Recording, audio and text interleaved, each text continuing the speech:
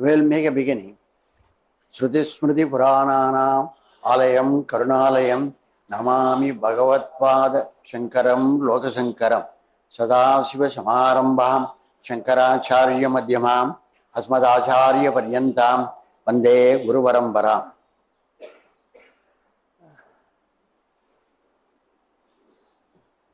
I think now we have to make a plan for budgeting the time. Because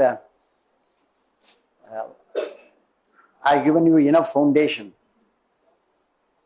for the view which I am going to develop, and you will find that very often there is a convergence of the views, even though there are different acharyas. We are trying to reach the point from different directions. Sometimes there may be repetition. Sometimes, even though there are repetitions, they may not look like repetition, something new. A says in one way and B says in another way. But actually, it is one and the same point that is being reinforced differently. It is there the uniqueness of the individuality of the teacher arises. But all of us, since we are committed to Advaita as the final position, we may travel here and there, but to take you to the same destination.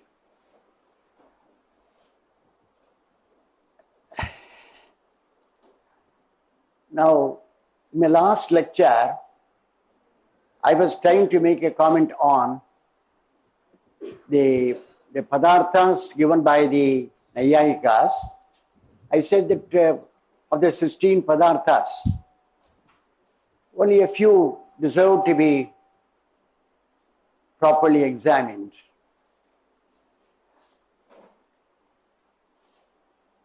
First, there is the distinction between pramana and prameya. He starts with pramana, prameya, samshaya and all that one. And throughout our discussion, in all the classes, the basic category will be pramana and prameya. I say the basic category because at some stage or other we have to come around the two concepts, pramana, prameya. This pramana, prameya, vyavahara, as Shankara would put it, is unavoidable, inevitable in the initial stages. Only if you are clear about them, the rest of the exposition will be clear to you.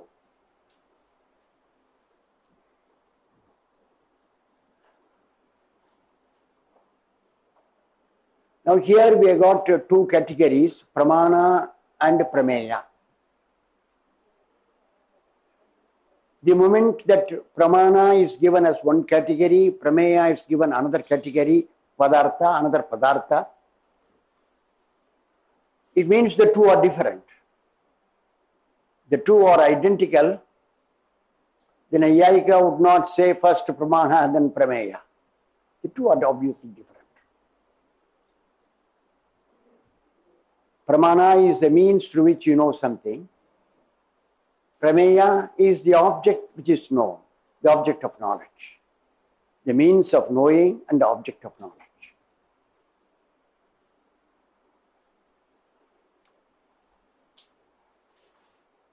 I said that this creates a problem. This dichotomy between pramana and prameya creates a problem. It has created a big issue for Nagarjuna, the Madhyamika Buddhist. And he challenges this bifurcation, this division between pramana and prameya. That is what I told you, with that we stop. Now what is the problem he is noticing?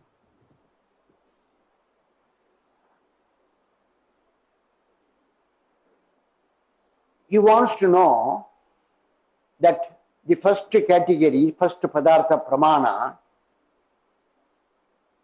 is this something known or not known? Obviously, when the classification of the categories is given, we must presume that whoever be the person, here it is Gautama, he should have thought very clearly about the categories 1, 2, 3, up to 16.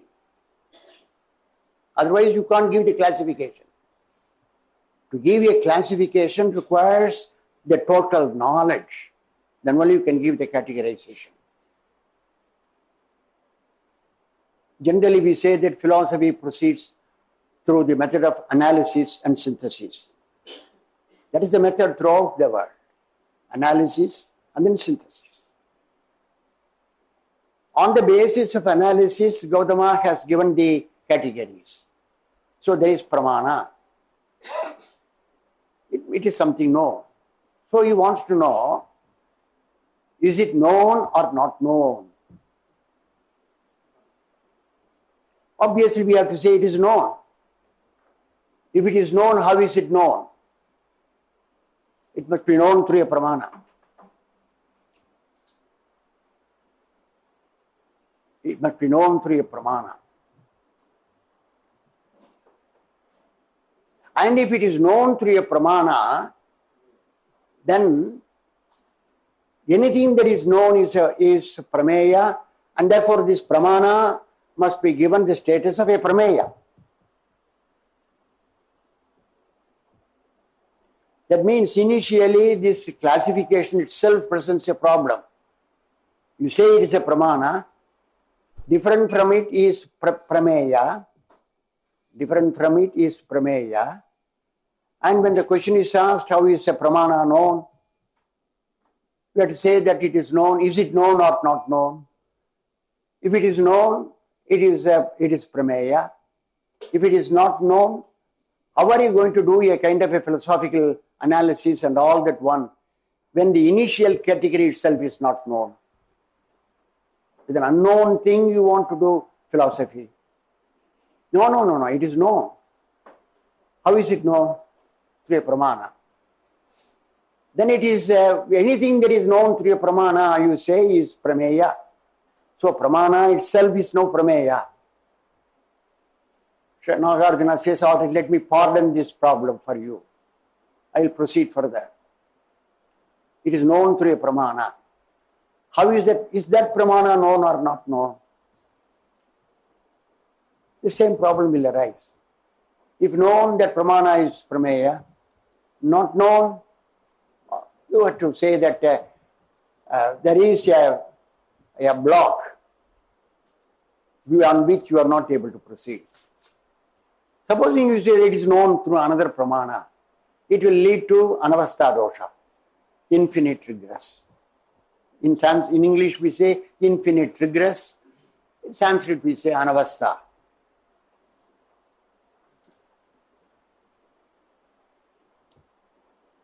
This is one kind of criticism coming from Nagarjuna, the most powerful dialectician that the Indian systems have produced. Don't ask the question, what exactly is final position? We are not interested in that now. He has no final position, he declares. His aim is by means of dialectics, a special kind of dialectics known as Chaturshkoti, an argument in terms of 4 alternatives. 2 alternatives dilemma. If you argue with help of 3 alternatives, a trilemma. If you argue with the 4 alternatives, it is called tetralemma. Tetralemma.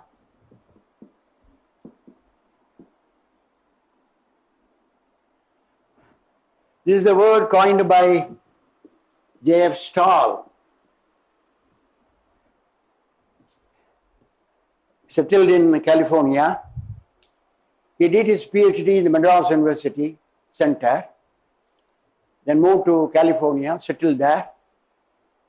Married an Indian, a Malayali, and then he was so much interested in our traditional yajna, and therefore he spent a lot of time to find out how yaga is performed, the modus operandi, what are the itikartavyada,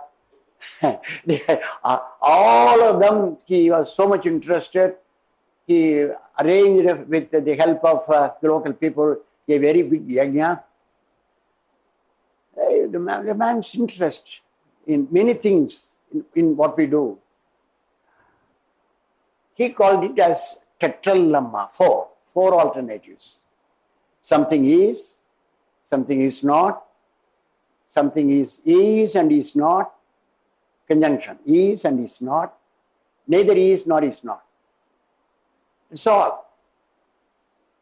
There is x, some x is there, x is not there, x and non-x, they are there, neither x nor non-x. Now, he has no thesis. His aim is to demolish every thesis of others, but he has no thesis of his own. Therefore, he is a very powerful, radical thinker. He has raised this objection. I move to the next argument. We started with Pramana. Now, Shankara is much more radical than Nagarjuna. If Nagarjuna is considered to be radical, in our tradition, Shankara is much more radical than Nagarjuna. How? Whereas Nagarjuna questions Pramana, assuming that there is such Pramana as given by the Gautama, there is such a thing called Pramana. Now Shankara wants to know under what conditions can we talk about Pramana Prameya Vyavahara. There is Pramana, and then we begin to ask the questions on all that one. Look at the question, why I say that this is a more fundamental, radical question raised by our Acharya.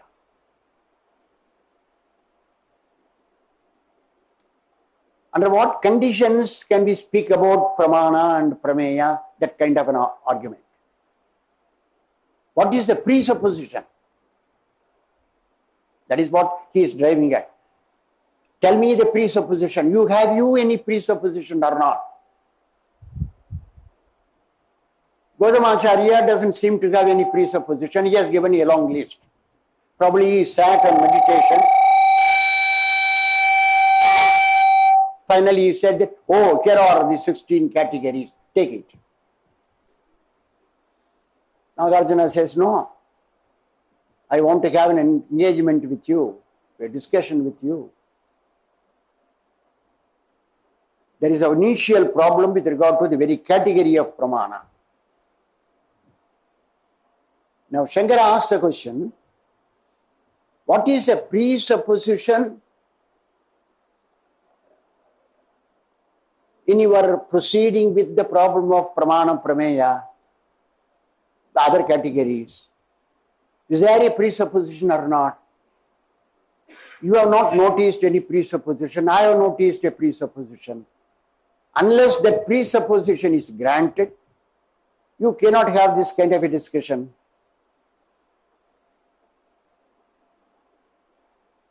And Shankara spells out the presupposition in his Sutra Bhashya, in the Adhyasa Bhashya, towards the end. I don't have the text to read. Huh? Bhamati, yes, you take the last. Thank you.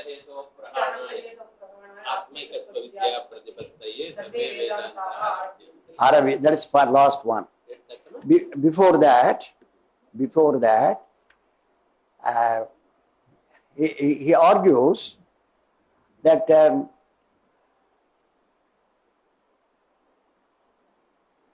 you have to admit that there is a pramata, and pramata will be possible only if there are indriyas, and indriyas will come into function only on the basis of the body as a sadhana.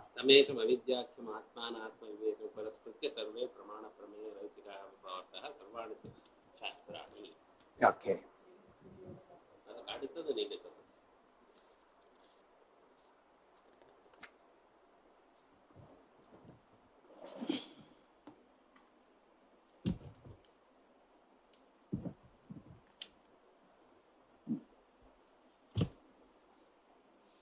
No, not that.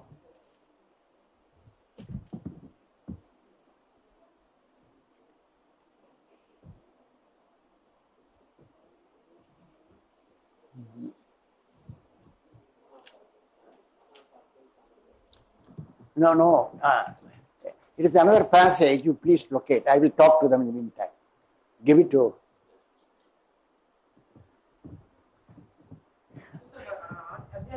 Adhyasa Bhashya towards the end.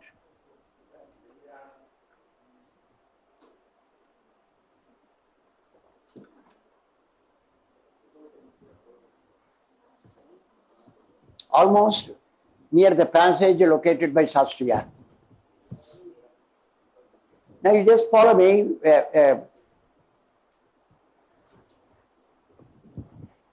I don't have the book, otherwise I would have brought it. Now what is the problem that Shankara raises? Very interesting. You talk about pramana, and necessarily you have to talk about pramata.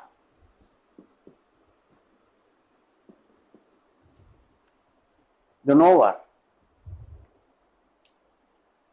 The moment you talk about pramana, you have to talk about pramata.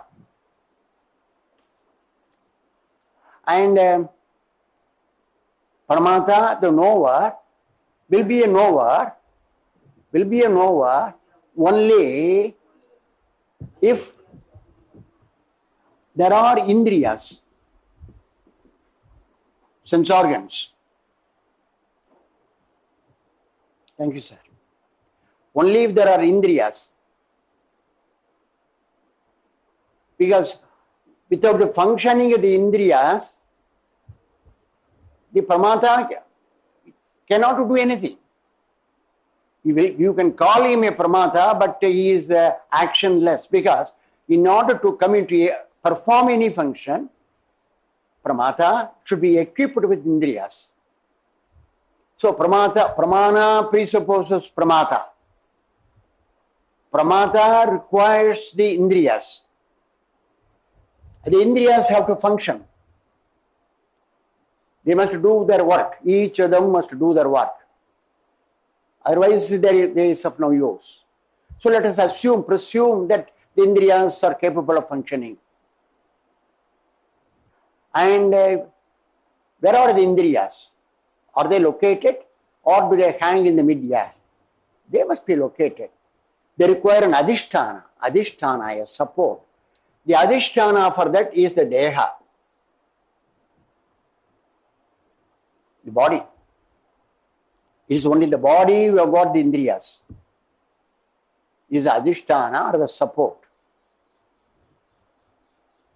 Now you have come up to the level of the deha, but what is the point in having a body with which the self is not identified? There is the need for the dehatma buddhi. I should be able to say my body. Now I can't just look at the body as if it is something different. I can't unless a psychic case where say, oh, the body is elsewhere, I am here. No. I develop a sense of identification with the body, atmabhimana, my body. And it is in this my body there are indriyas, they function, and then there is a knower. Pramata is not consciousness, it's not the knower. Mere mind is not the knower. We say that there is a blend of the two, consciousness and the indriya. That blend is called, the blend means the mind carries a reflection of consciousness in it. You may call it reflection, pratibimba, or if you prefer, you can call it as abhasa. Abhasa, chit abhasa is there. And it is, where is this chit abhasa? It is in the antakarana. How does it arise? It is as a result of the reflection of consciousness, the light. So, that is the pramata. Unless you are prepared to grant all of them, it's not possible for you to talk about pramana, prameya, and the rest of it.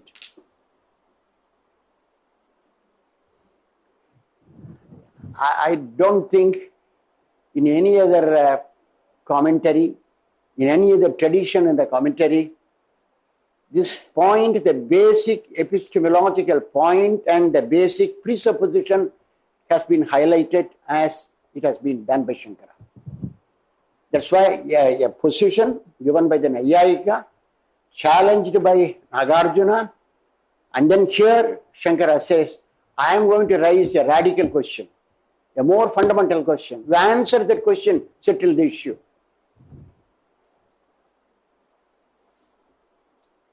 Dehendriyadishu aham mama abhimana hinasya. Courtesy, the last one, he says first. Then he is going to develop. Dehendriyadishu aham mama abhimana hinasya pramatrutva anupapattau. Jnata, I use the word pramata, jnata, pramatrutva anupapattau. Pramana pravritti anupapattehe. Pramana pravritti is untenable unless there is a pramata. And the pramata must come to the scene. Then you got pramana pravritti. Nahi indriyani anupadaya pratyakshadi vyavaharaha sambhavati.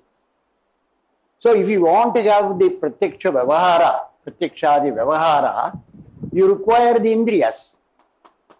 We want the pramata, then we require the indriyas.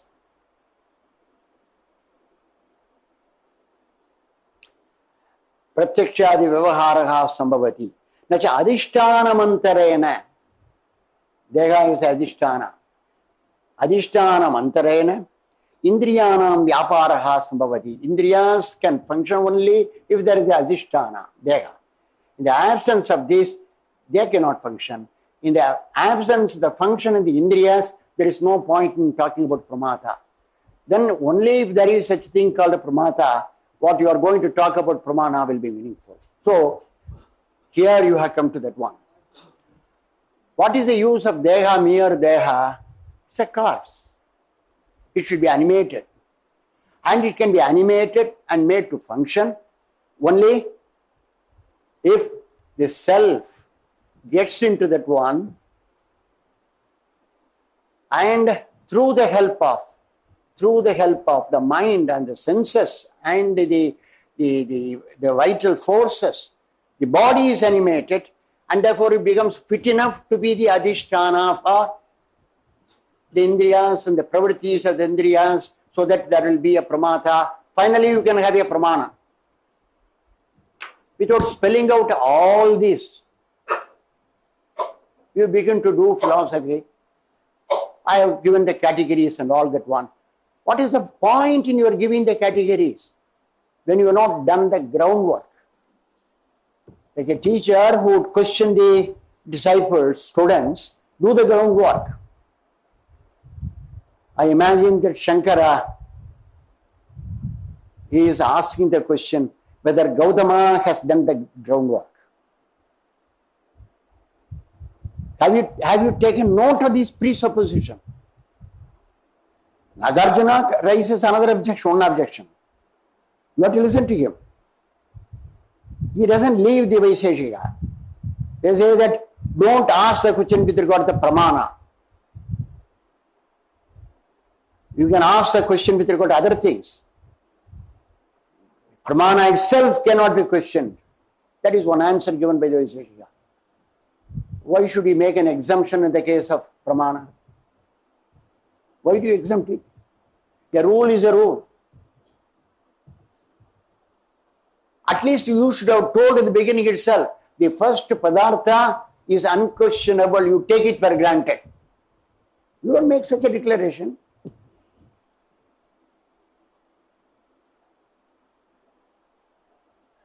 Several examples they are given in the Vaisheshika tradition to answer this objection. Supposing there is a measuring weight. Well, with that you measure the other things. The measuring weight itself is not measured. Why? Why not? Supposing if I am suspicious of the quality, whether it is really 1 kg, it may be half kg or 3/4 kg, there will be a big hollow portion. அப்படியே சுரண்டி இருக்கும் அப்படி பின்னாடி பார்த்தா இன்னும் இருக்காது மேலே பார்த்தா கிளியர் இருக்கும். Just see that. I was mess resident superintendent and I had to go to the Kottaval Chavadi market to buy the vegetables for a week. Some staff member must go. I go there and I told the fellow, I am a novice, don't try to cheat me. And please tell me how you do that cheating. Because let me know. I know that you are not going to do that. I absolutely believe in you. I trust you. I will sit somewhere. You do the measurement and then give me. Because we buy in bulk. And then he told me, come here. He's sitting. And the கால் அப்படி போட்டு வச்சுட்டு உட்காந்துருக்கோம். பட்டின கால். இந்த ladies எல்லாம் உட்காந்து ஃபங்க்ஷனுக்கு உட்காந்துருக்க மாதிரி. And then he is holding that one. And one side of it is on the knee. Yes. Now, if you look at that plate where you keep the vegetables and all that one, here the needle he controls. If you look at the needle, he will control this one.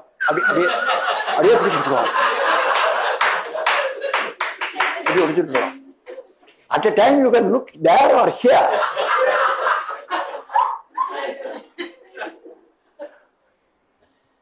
This is the trick, sir. And see, people come and then they say the bargain.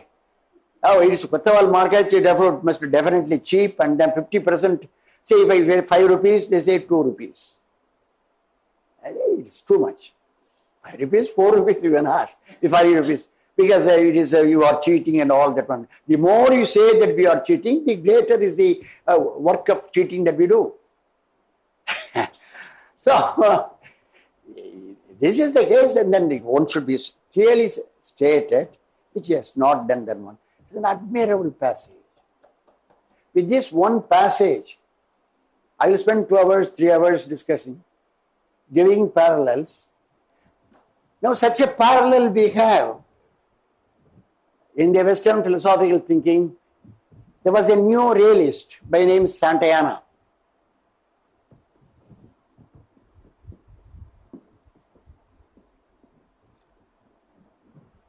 A contemporary philosopher, no more, Santayana, a realist. I told you who Bhahyarthavadi is a realist. Swamiji is not here. Bhahyarthavarti. There are different Bhahyarthavadis. Bhahyartha Anumeyavadi is one. Bhahyarthavadi, Bhahyartha Anumeyavadi. Because we got 2 schools, Sautrantika and Vaibhashika. One is a Bhahyartha Anumeyavadi, one is Bhahyarthavadi. And then Santayana said, if you want to build epistemology, pramana theory and all that one, all that you have to do is to start with knowledge. Knowledge prama. Start with knowledge. That is one entity that is enough. Given knowledge, then we have to ask the question. Knowledge must have a content, must have an object. Therefore, knowledge is related to an object on the one hand. Objectless knowledge normally is not possible. We can say that Brahman is knowledge itself, there is no object. That is different. Normally, when we are doing epistemology is meaningful only in our everyday world. I don't know whether there is any scope for epistemology in the other world. Certainly with regard to Brahman, there is no need for epistemology. So epistemology, all kinds of inquiry, they are needed only here in our day-to-day Vyavaharika world. So knowledge is there. Knowledge means it must have an object. It is object related. One side object related. Then we will ask another question. Whose knowledge? Then you must bring in a subject, a person, a knower. Therefore, it is also subject related. Therefore, there is two-way relation. Object relation, one side. Subject relation, on the other side. Subject relation, here is the jnata or pramata, knower. Then there is the object, prameya, pramata, prameya.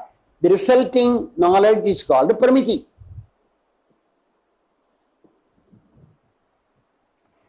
This is what we call in our tradition Triputi Jnana.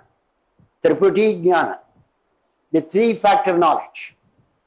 Knowledge means jnata, jnaya and jnana.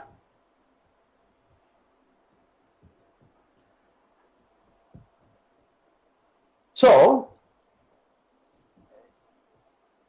whether it is Eastern philosophy or Western philosophy, the basic starting point is the same. We have to start with pramana prameya vichara. But when we have to start, sometimes we have to make an assumption. We don't spell out the assumption. And there are scholars who feel that there is a need for spelling out assumption so that we are clear with regard to the problem that we are considering. Now I will proceed now.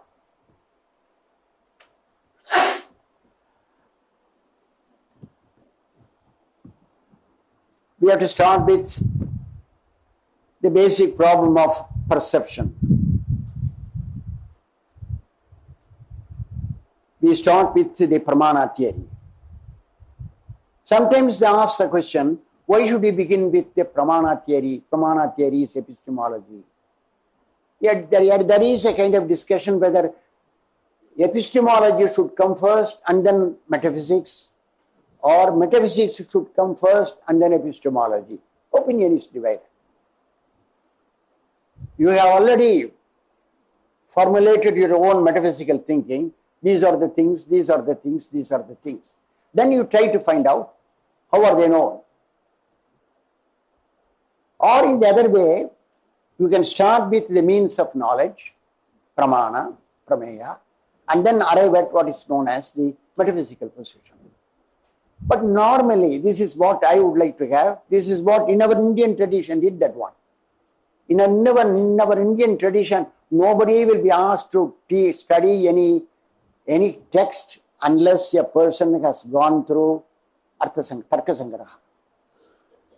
That is a basic discipline. You know the rules of logic. You know the definition. The fallacies of the definition. How to handle the terms and the concepts. The tools of analysis should be very clear. And so, the Nyaya system begins with the Pramana Prameya Vyavahara, epistemology. Now, before we begin that one point also requires to be clarified.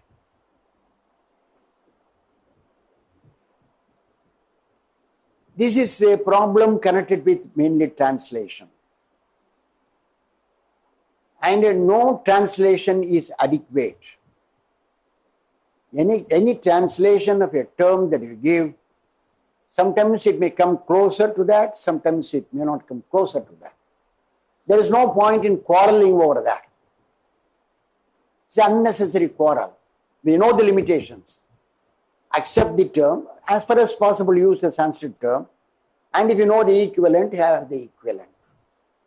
No exact translation of a term is possible.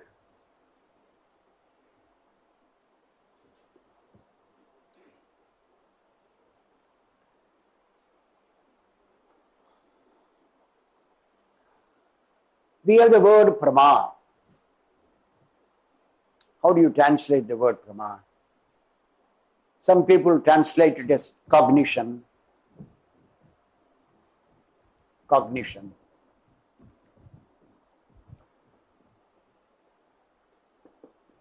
Some people translate it as knowledge. Cognition. Some as knowledge. Let us keep only these two.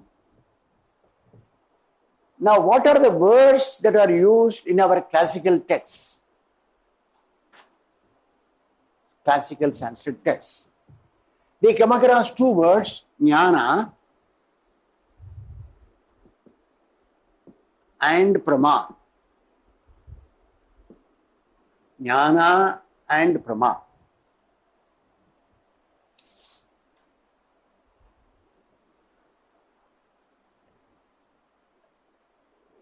A great Indian philosophy writer by name Datta. I follow him very closely. D.M. Datta.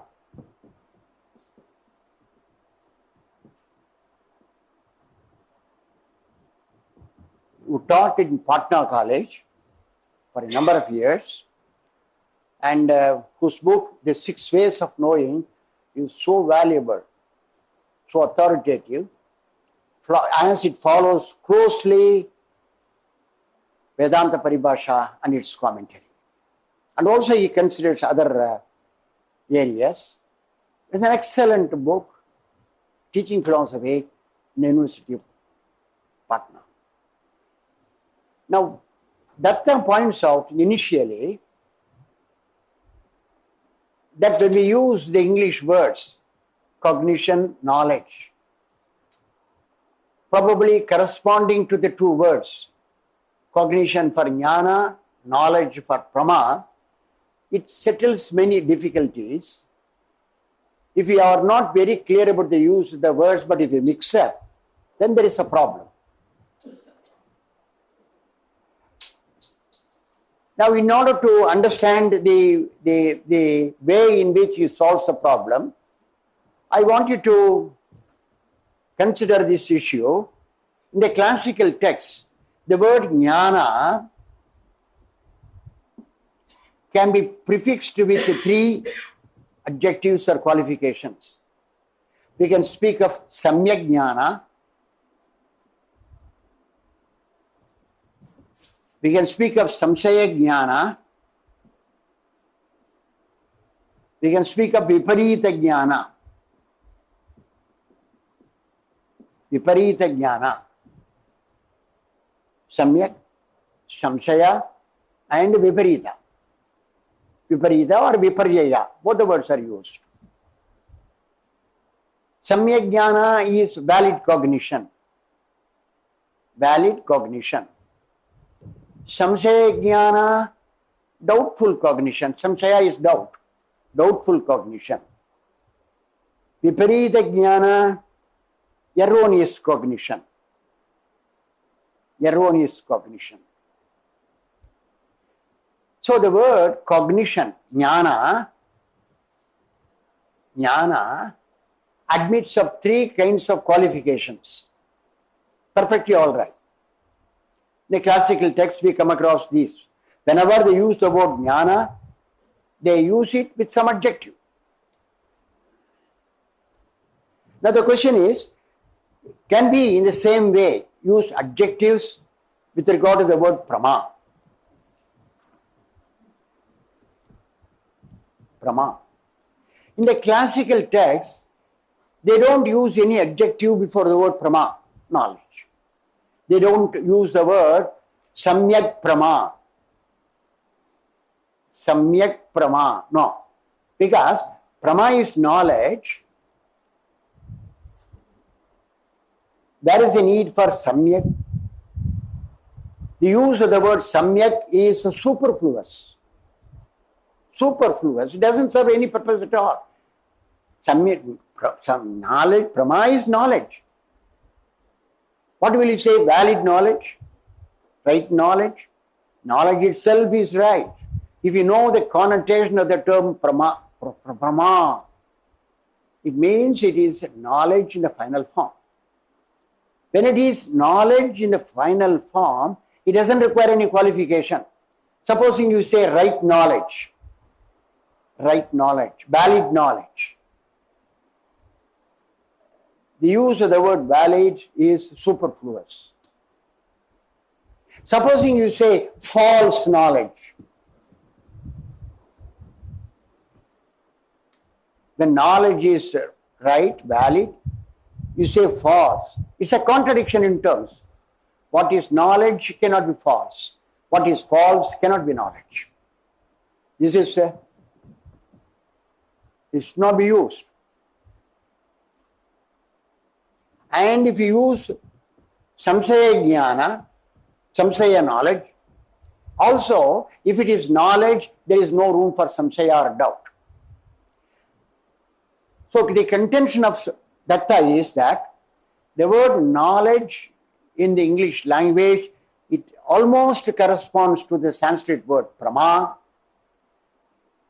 and don't use any adjective like valid, true, or doubtful, erroneous. Any of these adjectives should not be used before the word prama.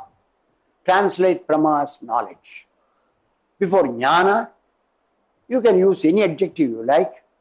And the corresponding word in English is cognition. Therefore, he says cognition is a weaker word, whereas knowledge is a stronger word.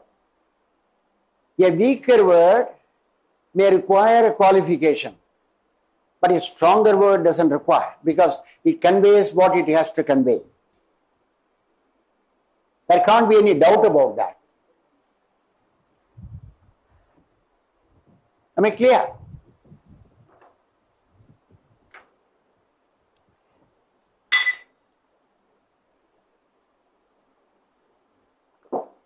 Then what is prama? Prama is knowledge.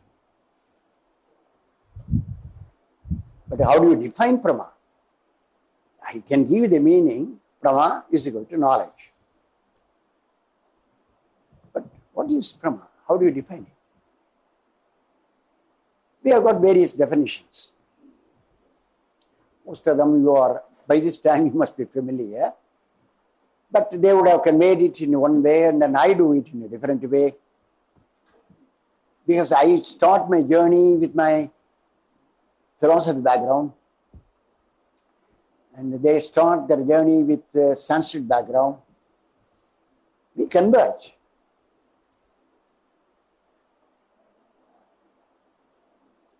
And we want to have 100% clarity in you, even if you read 2 lessons to understand 3 lessons. It is an ongoing process. What is left over may we continue. And we always believe in repetition. We believe in repetition. Unavoidable. Unavoidable. Because it is not just an ordinary story, narration. Pauranika Upanyasa is not here. Therefore, it requires a kind of a drill. I believe in drill. And yesterday also we had a symptom of the drill being carried out even in the washroom. And Swamiji was doing rehearsal with his, to do the rehearsal you require somebody. Am I not? Am I not? Am I not? He's asking.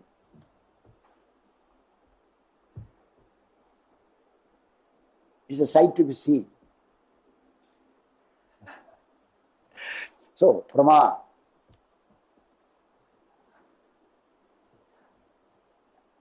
And in all our methods of teaching here, we have one paradigm in terms of which we look at the other positions. It is always necessary. A Nayayika, just you can say like an Nayayika, this is the case, this is the case, this is the case. But we don't do that one.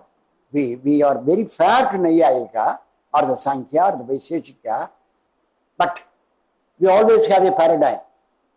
And from that paradigm point of view, we look at. That is necessary. Otherwise, you can't teach any subject at all. When you teach Nyaya, teach like an Nayayika. When you teach Advaita, you teach like an Advaita. But still, whether it is right or not, when you give the criticism, well, you must have a paradigm. Well, from that you look at it.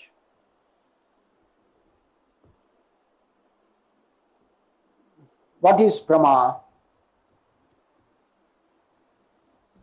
What is Prama? Samjhe? Unnegatable knowledge. Huh? Unnegatable knowledge. Unnegatable, unsublatable knowledge. Unnegatable knowledge. That is one view.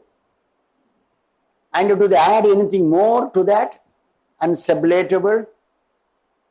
This all they do. I think they add something more. Not only should it be unsublatable, but it should also be novel. Anadigada. Anadigada. Abhadidartha. Visheka Jnanam. So Anadigada. That should be an element of novelty. It is a big question whether should there be or should there not be. Unsublatable knowledge. When is a certain piece of knowledge unsublatable? I see here an object. I see the object as it is, where it is. I qualify like this: as it is, where it is. Therefore, I know. I say that it is a stone lying over there. It's a stone. And therefore, my knowledge of stone is a prama. Knowledge is the prama. Stone is the prameya. I have got stone knowledge, prama. And this knowledge is unsublatable. It is not contradicted by another cognition and say, no, it is not a piece of stone, but a piece of clay. No. So that knowledge which remains unsublated is a valid cognition, not valid knowledge, is valid cognition, that is prama. Okay. Anything more is added or is that? Anadigada, abhadidartha, vishayakam jnanam. I think that it's practically sufficient for that. Now, what is the difficulty raised by the Nayayika? How do you define it?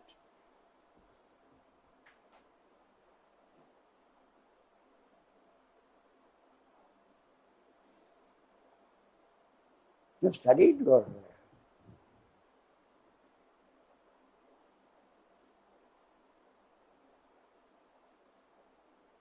Purusha Chaitanya.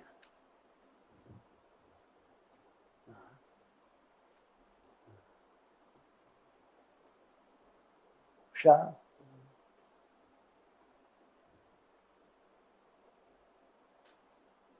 Pranav.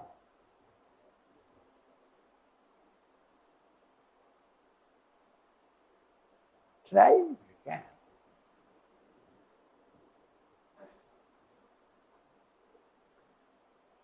Then Nayayika gives, yeah. There is a stone which is, you say, valid cognition, that cannot be forever because the stone condition does change. And the stone may disappear and get converted into something else. So how do we say that the valid knowledge will remain valid in this case? Because stone itself will disappear after few hundred years. It is not a case where it has to remain unsublated forever. That is not what is meant. Unsublated till such time it gets sublated by some other cognition. Till then it is valid. That is what is intended. It can't be valid all the time. For example, the Advaitin says, there is a Vyavaharika world. Vyavaharika world. But by this time, you know that the Advaitin speaks about 3 levels of reality. The phenomenal reality, the Vyavaharika reality, the absolute reality. Doesn't matter even if you don't know that. Well, we are living in the day-to-day world. Day-to-day world. For the day-to-day world, the term that is used in Advaita is Vyavaharika world. The world in which we transact our business of life, day-to-day life. Vyavaharika world.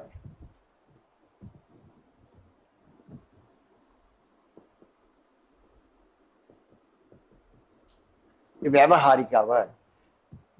Vyavahara is doing our business, Vyavaharika world. The world in which we live, transact business of life, that is the Vyavaharika world. That is a stone. Stone is needed for us. Here is a stone. I see the stone as it is.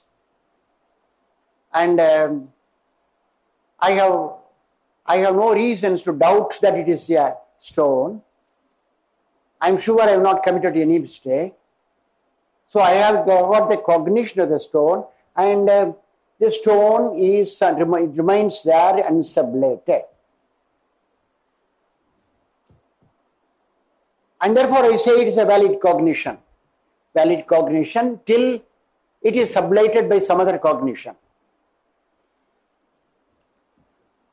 And the Advaitin holds the view, I'm bringing in Advaitin at the same time, holds the view that any cognition as it arises is valid. It is the tendency in us to accept any cognition as it arises to be valid. We don't say, I will wait for some time. No doubt I saw that one. I have an awareness of an object. I am now using different words. I have an awareness of an object. I don't even say cognition. I have an awareness of an object. And probably it looks like a stone. And then little later you say, yes, it is a stone. There is no doubt about that. I have got a cognition of a stone. I accept it. I don't question that one. In fact, our day-to-day life is carried on the belief that anything that is cognized is true, is valid. Unless we have got reasons to show that it is wrong. Till then we accept it. That is a natural procedure. Advaita wants us to do epistemology in a natural way, the way in which we transact our business. I am not going to do any kind of a testing to find out whether it is a stone or not. Nor do I say that I will reserve my judgment to tell it is proved convincingly by so many friends, oh, it is a stone. No, nothing of the sort. And therefore, the Advaitin adopts what is known as Swatapramanyavada, the theory of intrinsic validity of knowledge. Swataha, you write, Visarga, Swatapramanyavada.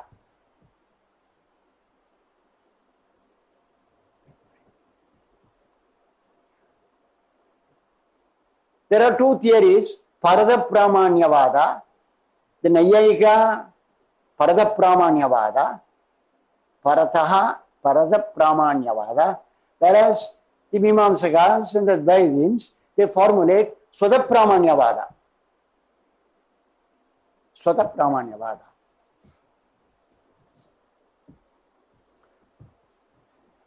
Why? What is the advantage? That is the advantage. A cognition arises. Now, why should you go to that extent? I give you a simple example. I'm traveling through the highway. At a particular point, I'm on my way to Guruvayur. At a particular point, there is an intersection of roads. I don't know where to proceed. I get down, or the driver gets down and then asks the person standing nearby, now which is a bad way turn? Do I go straight or right turn, left turn? And then person says, no, you go straight. You are in the right direction, go straight. I accept what he says. I don't have any reasons to think that the person is playing a mischief, putting me on the wrong track. I don't. I accept. He is a totally unknown person standing there. We are strangers. I ask him, what will be your initial reaction?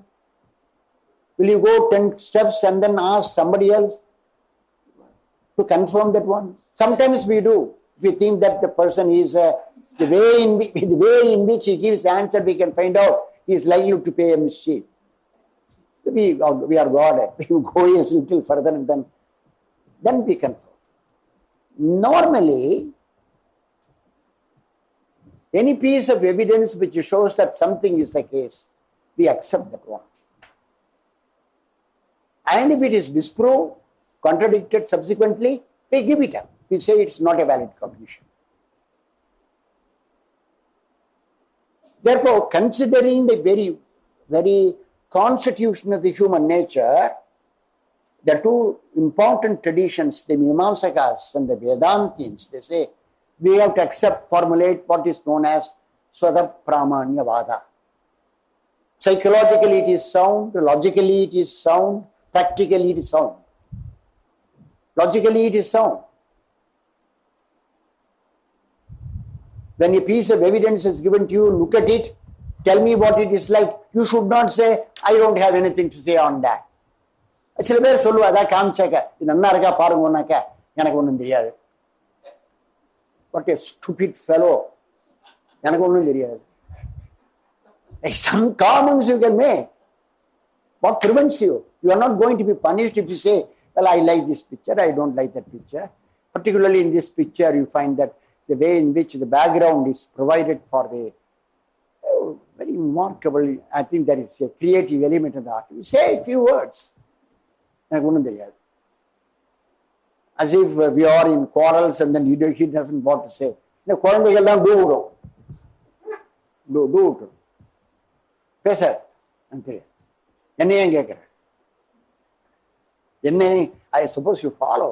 You must follow the local way of conveying the certain ideas.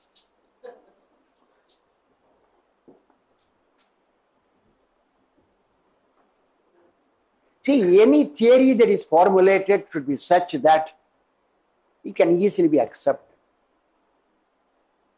And psychologically, it should pave the way for the acceptance of the theory. Logically, it should not present problem. Pragmatically, it should work easy for us. I say, that's why I bring in all the three. And all the three go to support this theory called intrinsic validity of knowledge. Okay. The Nayayika, who is a realist, he just formulates the theory in a very simple way by saying that Prama is knowledge, then a given object is seen, is known where it is as it is. Simple.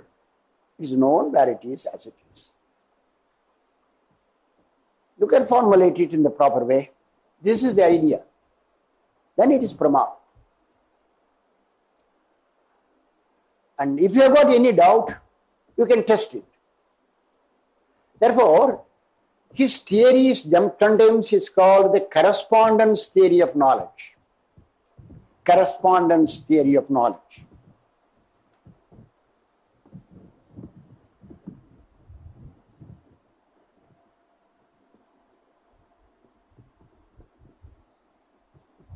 Correspondence theory of knowledge. The realistic philosophers in the Western tradition accept this correspondence theory. The Nyaya system also adopts this correspondence theory. That is to say, I put it a little technically, I am the knower and I have certain ideas. When I see the object, certain ideas are in my mind.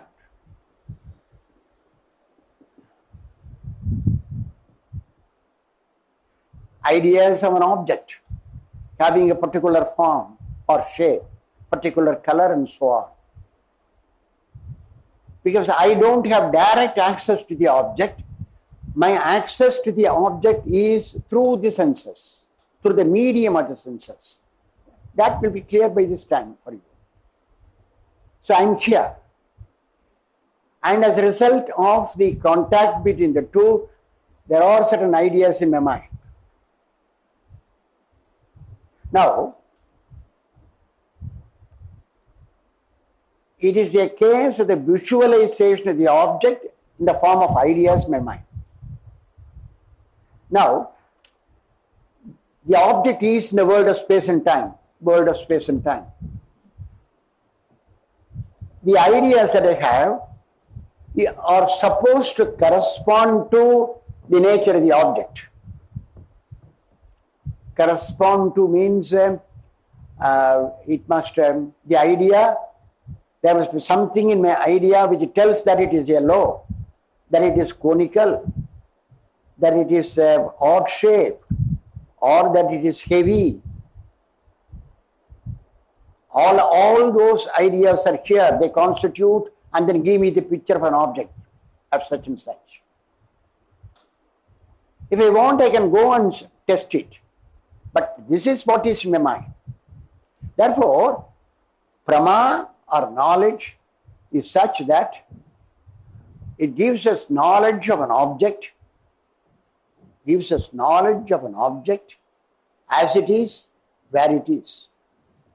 If it doesn't give the knowledge of the object as it is, where it is not knowledge, it is an erroneous cognition.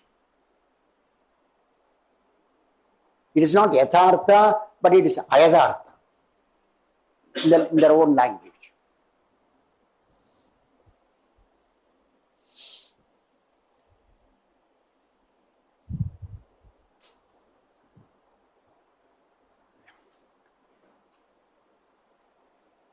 The Buddhist has got, I just bring in Buddhism also, the Buddhist, in accordance with his own theory of metaphysics and all that one, because the Buddhist is committed to the theory of momentariness, Kshanikavada.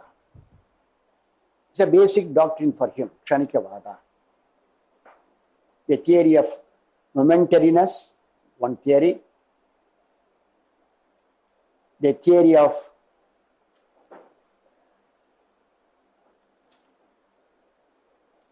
pratitya samutpada, the theory of dependent origination. The theory of dependent origination. It's a causal theory. Dependent origination. Pratitya samutpada.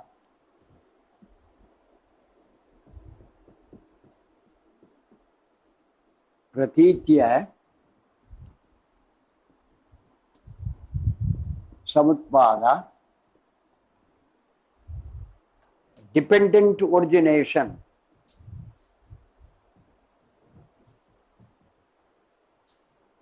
It's also a borrowed theory from the Upanishads. Yeah, I think in the 7th chapter, where the Bhuma Vidya is there, finally it ends, Sve Mahimni. It ends finally. Everything is dependent on everything. And then what about the self? Where is it dependent on? Sve Mahimni. In its own greatness. God greatness in Natakamas. Sve Mahimni. X is dependent on Y on Y, something else, something else, something else, something else. You come to a point, come to the self. Where is it dependent on? No? It stands on its own. It depends on its own being. Because otherwise it will go on endlessly. You go backward, infinite regress. Come back to the main point, chakraka. Circularity in reasoning. So to solve the problem, it says no, yes, finally it depends on itself. Sve Mahimni. But anyhow, there is the theory of dependent origination. But this theory is labeled as the Buddhist theory. We accept that one. But if you study, make a careful study of Buddhism, some of the theories, and the Upanishadic literature, we can find traces. Here is the one. I give you the reference where it is. In the chapter is, it is called Bhuma Vidya, and the infinite is blissful. In the finite, there is no happiness. Finite, there is no happiness. In that context, it develops it. And which is earlier? Is the Vedic literature, the Upanishad literature earlier, or Buddhism is earlier? Obviously, Vedic literature is earlier. You say it is Anadi, Aparusheya, and all that one. But don't you find that there is a similarity between the two? Not that they have deliberately borrowed. That word is not to be used. But there are indications that earlier this theory was been formulated by the Upanishadic sages. Here is the example. So, the Buddhists have the theory of dependent origination. You understand what is meant dependent origination? Every object for its genesis is dependent upon its previous object. That previous object in its turn is dependent on its previous object, and so on, you go backwards. Where do you go in the end? You don't know. Because even for the Buddhist is Anadi. So Kshanikavada and the theory of dependent origination, theory of momentariness, theory of dependent origination. Of course, there is a theory of karma, law of karma and all that one. These top three important theories. Now, the Buddhist says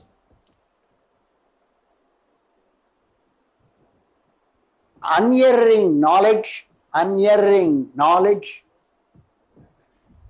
Prama. Unerring knowledge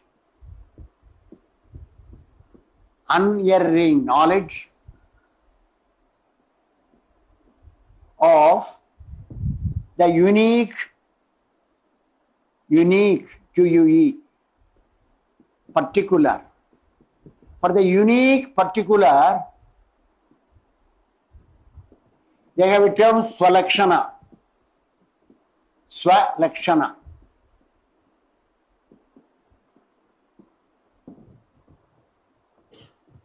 Unique particular. Unique nalla avithi solunga. Unique particular. Unerring knowledge of the unique particular.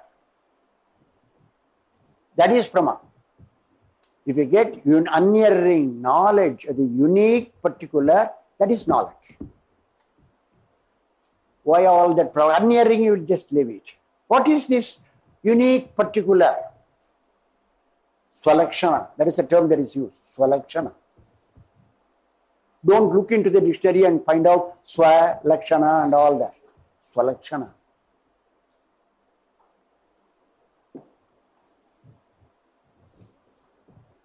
They have developed the theory. I refer to the theory of momentariness. The theory of momentariness.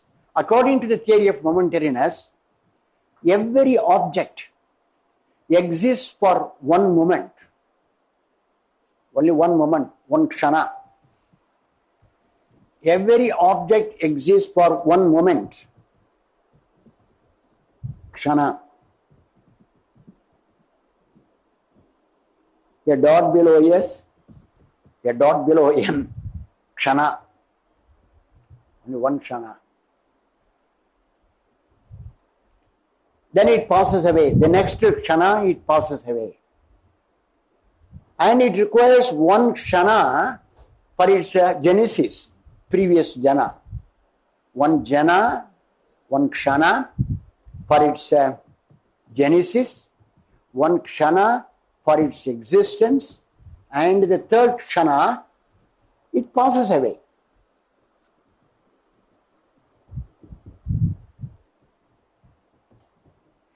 Therefore, with regard to any object, any phenomenon, any object, any phenomenon, according to the theory of Kshanikavada, we require at least 3 moments. Though literally they say it exists only for one moment, one kshana. Before existence, it must commit existence. After one existing for one kshana, it goes away. So in its life history, there are 3 kshanas. One kshana for its origination, next kshana for its existence, third kshana for its disappearance. Very convenient.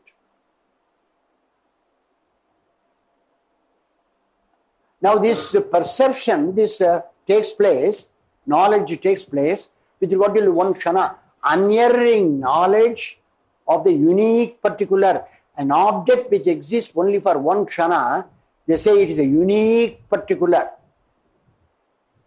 It was not earlier, it will not be at a later stage, now it is one kshana.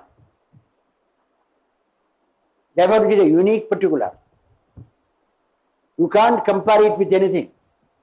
It came, existed, gone away. That's why sometimes they give the example, as you are taking bath in a river, it's just running stream. Even as you are taking bath, the water is not constant. You are not taking bath in the same river. The river in which you took bath, that is gone. Now you are having a different river. The flow of water is different. You yourself are a different person. You are not the same person. You say apparently I am the same person. And I give the preface, I talk to you. Did I teach you yesterday? No, somebody taught you. Somebody taught you. Did I meet all of you? No. There was a congregation, another congregation.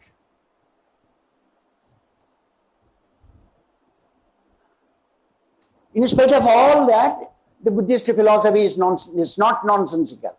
No. It's a great tradition. So they talk about the unique particular which exists. இதை சொல்லக்கூடாது, unique பர்டிகுலர்னு சொல்லக்கூடாது. இந்த duster மாதிரி எங்கேயுமே இருக்காது அப்படியெல்லாம் சொல்லக்கூடாது. அதுக்கு இல்லை, நான் போய் தோகாவிலேருந்து I purchased something. So unique, you don't find it anywhere. No, it doesn't conform to the definition of the Buddhist. It should exist for a moment, having one moment for its origin, one moment for its disappearance. That particular moment in which you see unerring knowledge, there is no mistake, unerring knowledge of the unique particular, that is knowledge, Brahma.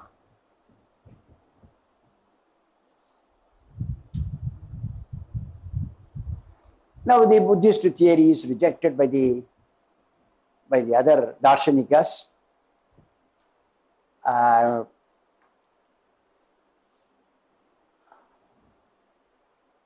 There are many objections.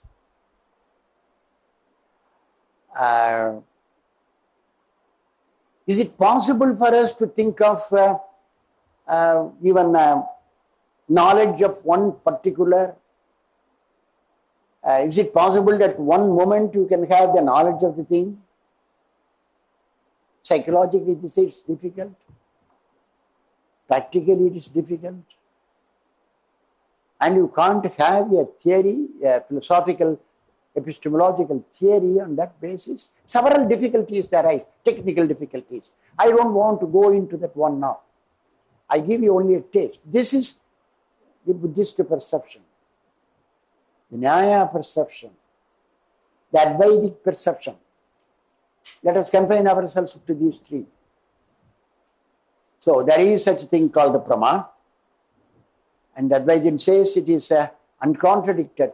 This cognition, this knowledge is uncontradicted, unsublatable. It is given to us, we believe it, we act on that, and it remains unsublated. How long? That is another question. So long as it is not sublated, it is knowledge, it is valid for us.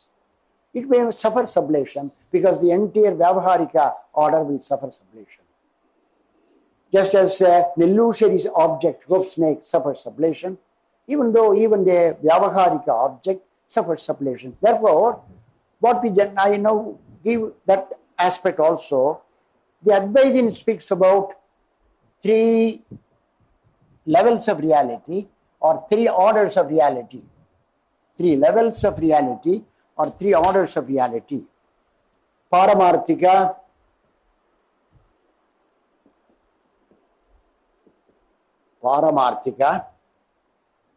absolute reality,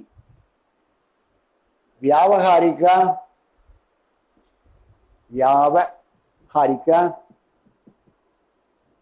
empirical reality, and pratibhasika, phenomenal reality, phenomenal reality, Phenomenal, phenomenal reality.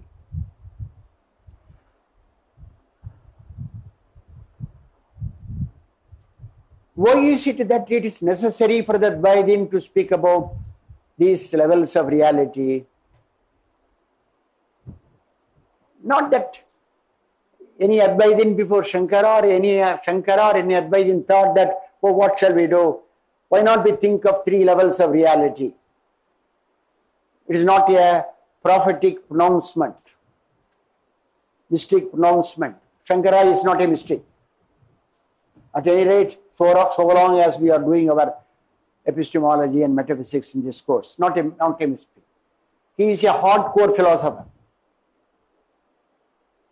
A hardcore philosopher whose feet are well grounded here. That means he will not get into a kind of a transcendental philosophy which is elsewhere, but he is interested in working out a kind of a philosophy which is meaningful here in this life for you and I, taking into consideration the stock of the situation, what is here in the ground reality. After settling this one, he will go to Atato Brahma Jigyasa. Therefore, philosophy begins with the empirical world. So, if there is a criticism given by somebody else, well, you are talking about Brahman and all that one, say that it is a stupid. Don't hesitate to use the word stupid. You are making a judgment without studying Indian philosophy, Vedanta, particularly study Vedanta. You do a kind of a meditation, a seminar, 10 days a seminar on Adhyasa Bhashya. Set right the problem, and then you ask the question, where does Shankara philosophize from? From here or from there? Talking about only the scripture? No, he is not interested in scripture. He is not interested in Advaita, in Brahman. He is concerned with the human problem, the human tragedy, the human predicament of everyday life, a life of making all kinds of distinctions.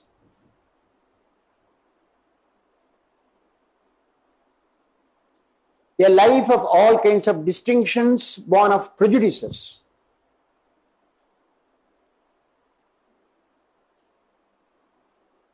And with all commitments in our day-to-day life, presuppositions in our day-to-day life, claiming, making all kinds of false claims.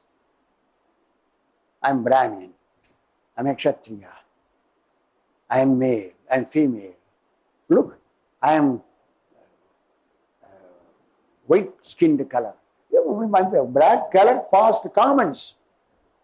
And at the time of before settling the marriage, all my people, they said, "Karuppu maapla." Big problem. Making comment on. Whereas my father-in-law went to my teacher and then said, "Oh, Balasubram Balu, Titte Balu, wonderful. You will be happy. You are lucky really if you can get him as your bridegroom."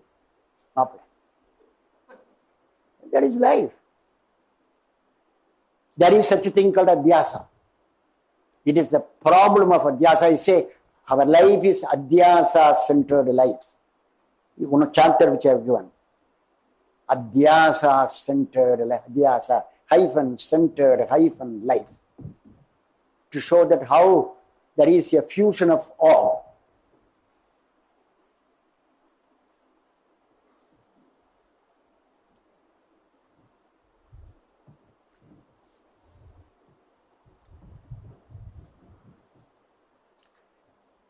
So,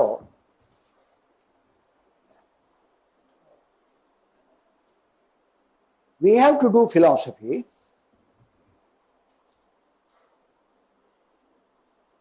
and having some kind of an idea with regard to what is called the prama. Then we have to go into the question about the pramana. Pramana are sources of knowledge. Now, the first question that anybody would ask, assuming that the person is a novice to philosophy, he doesn't know what we are discussing, what is the subject matter. You say that there are pramanas or sources of knowledge or means of knowledge. Now, why do we want them? Why do we want pramanas? Well, the answer is, there are so many things in the world. We should know them. We should know them. At a time when we are child, even though we have been knowing them, we have not reflected on the question, how we know them, why we know them. The child has been knowing things. You can identify the playthings. But at a stage comes when we raise this philosophical question, how do you know? Answer, through pramanas. How many pramanas do we have? Second question. Pramanas, it ranges from 1 to 6 or 1 to 8. In the Shaiva tradition, they say there are 8 pramanas. Given a chance, they would multiply it into 16. It's only a question of chance, because the more the merrier. And the Siddhantin says, if there are 26 tattvas in the Sankhya system, we have 28, 2 more. Therefore, our system is much better than the Sankhya. They go by the majority, numerical majority. So, how many pramanas you have? From 1 to 6, let us say. Charvaka 1, Bhattas and Advaita 6. The number may vary, may go down, go up, whatever it may be. How do we know? First question. Answer. How many pramanas do we have? Answer. Why do you have so many pramanas? Next question.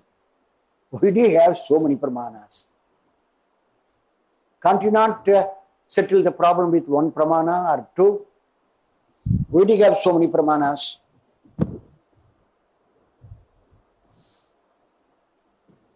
Answer, there are so many objects in the world. There are so many objects in the world. And all of them cannot be known through 1 pramana. It will be nice if 1 pramana can do everything. Unfortunately, 1 or even 2 or even 3 or even 4 pramanas cannot give us, are not competent enough to give us the knowledge of all the things of the world. Through perception, you can know something. You cannot know everything. What is immediately available to you, in front of you, you can have perceptual knowledge. What is far away, you cannot have perceptual knowledge. You go in for another pramana, inference. Even in inference, there are things which cannot be known through inference. That's a problem. What cannot be known through inference, you go through some other pramanas. Therefore, we require more pramanas, and we are conveniently settled down that through 6 pramanas, it will be possible for us to give an account of the objects of the various world. Is that clear how I proceed? Pramana. Why do you want pramana? How many pramanas? This is the case.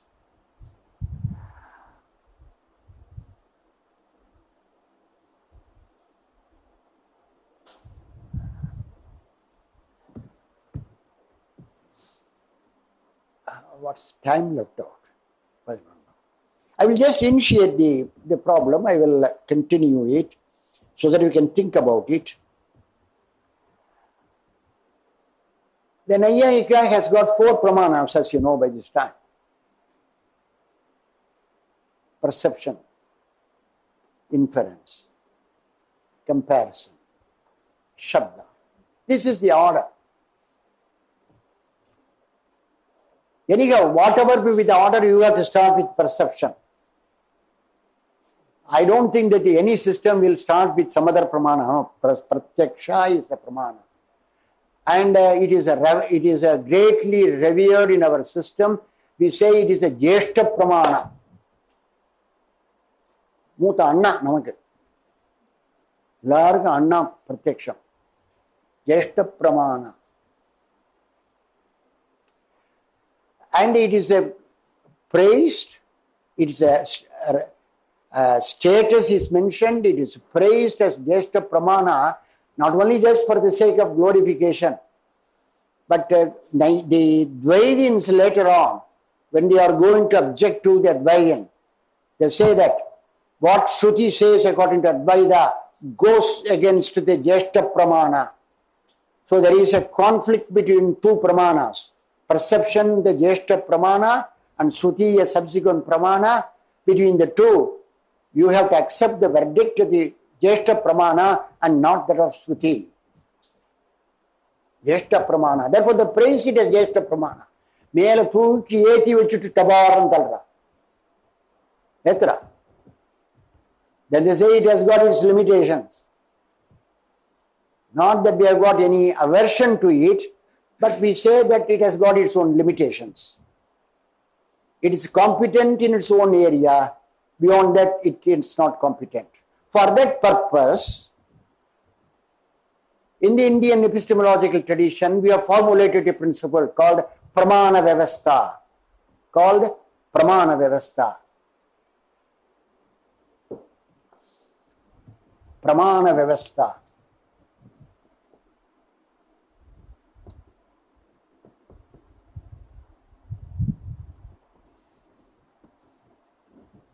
Vyavastha is order, discipline, order. There is a kind of an order or discipline with regard to the functioning of the pramanas. There is a discipline. What is the discipline? Every pramana is authoritative in its own field. Or there is a kind of a partnership agreement. Bhaka Pirivinai. This is the area of Pratyaksha. This is the area of inference. So we have got comparison. Therefore, every area, every pramana is admitted to be authoritative in its own area. You should not trespass into the area of the other pramana. It's a violation.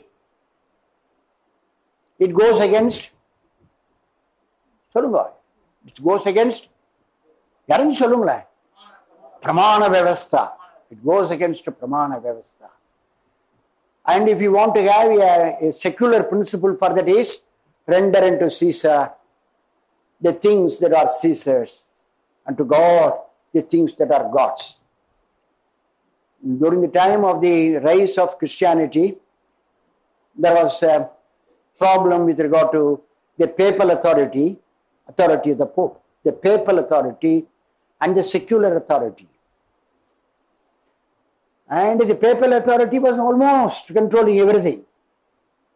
Your private life, your public life, and no other life is left for you.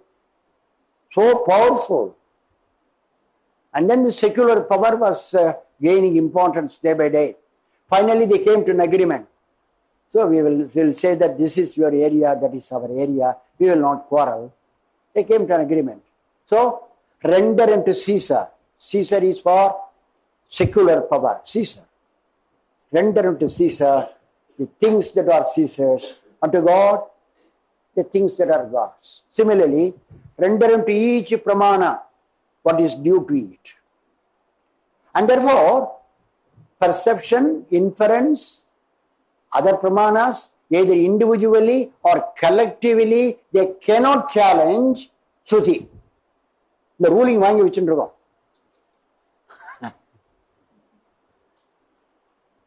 Now, Jeshta Pramana says like that one, therefore we have to go only by the elder.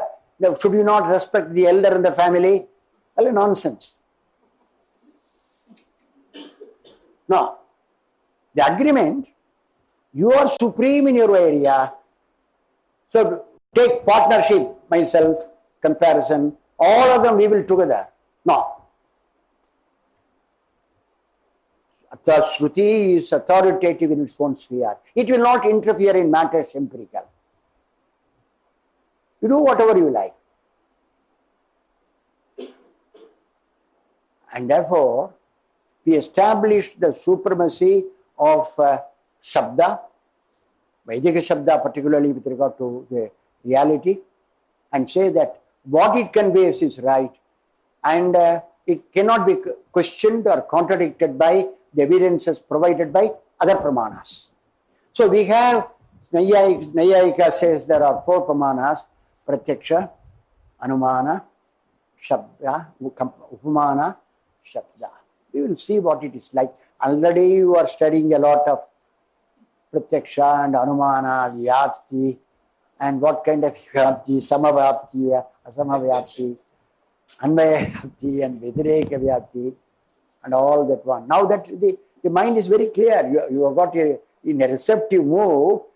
I am going to introduce here and there very simple ideas so that against the complex background you can understand the whole thing. So, Pratyaksha. We will see how Pratyaksha has to be understood and all that one. And I am meeting you only tomorrow.